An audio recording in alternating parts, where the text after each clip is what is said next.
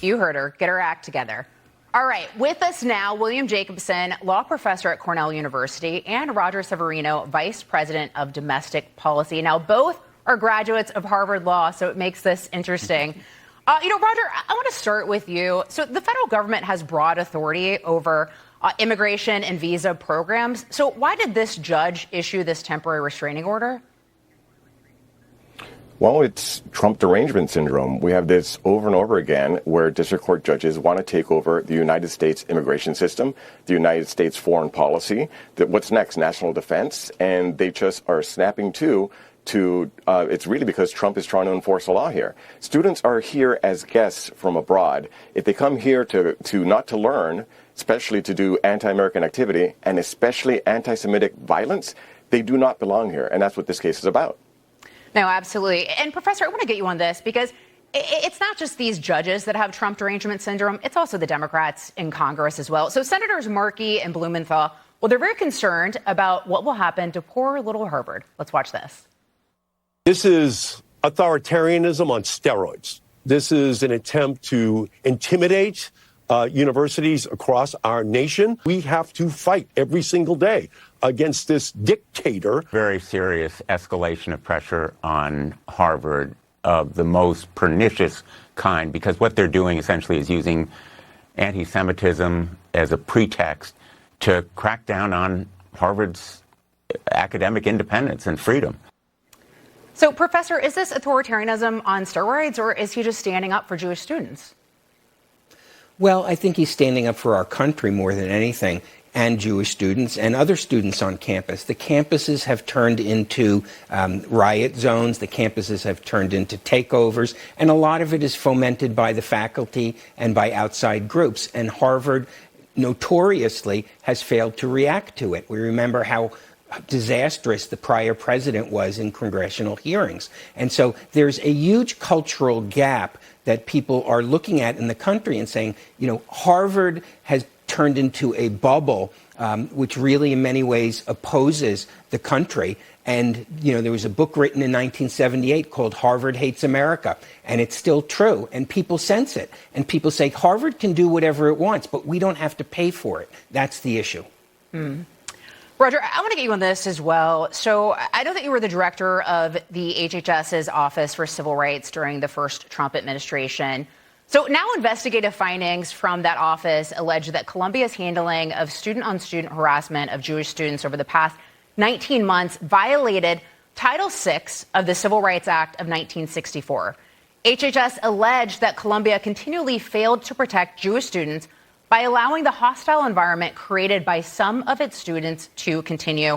So what legal obligations does Columbia University have under civil rights laws to protect its students and prevent harassment? If you receive federal funds, you can't discriminate, and you certainly can't create Jewish exclusion zones, as we saw with UCLA. A federal judge found that very recently.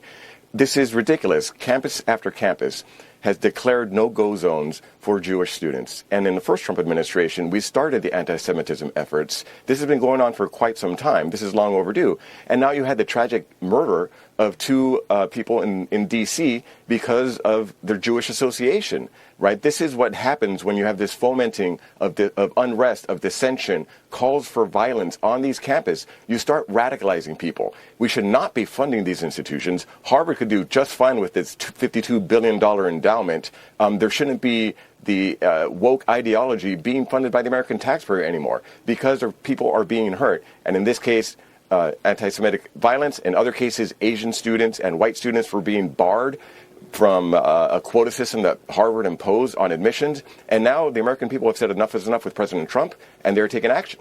Right. Professor, as Roger pointed out, in the backdrop of all of these anti-Semitic protests and of that horrific murder of those two Israeli embassy workers that he mentioned, we see this activist, Rebecca Jones, speaking out in favor of what happened 2 nights ago. Now, she was upset that the murdered man posted online in support of his own country. Watch this. He was a monster representing a foreign adversarial government currently conducting a Holocaust, and they want us to feel sorry for him. Even if I hadn't looked at his profile, I would have said that representatives of a genocidal country should not feel safe in America. because we're supposed to stand in opposition to that. And now having seen it, good riddance. Now, Professor, where is the line between free speech, hate speech, and incitement? Well, people are allowed to say ugly things. They're allowed to say hateful things as long as they don't act on it in a physical way. But what we've seen on the campuses is not speech. We've seen actions. We've seen intimidation. We've seen checkpoints. We've seen building takeovers. We've seen trashing of buildings. We've seen threats. And of course, in D.C., we just saw an assassination.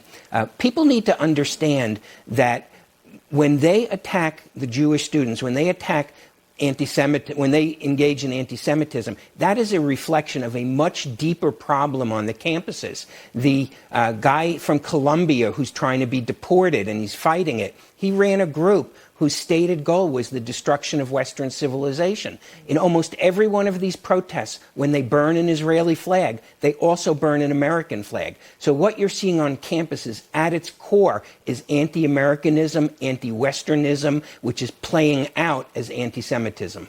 Well, and of course, when these students call for the global intifada or from the river to the sea, that's what they wanted, what happened in Washington, D.C.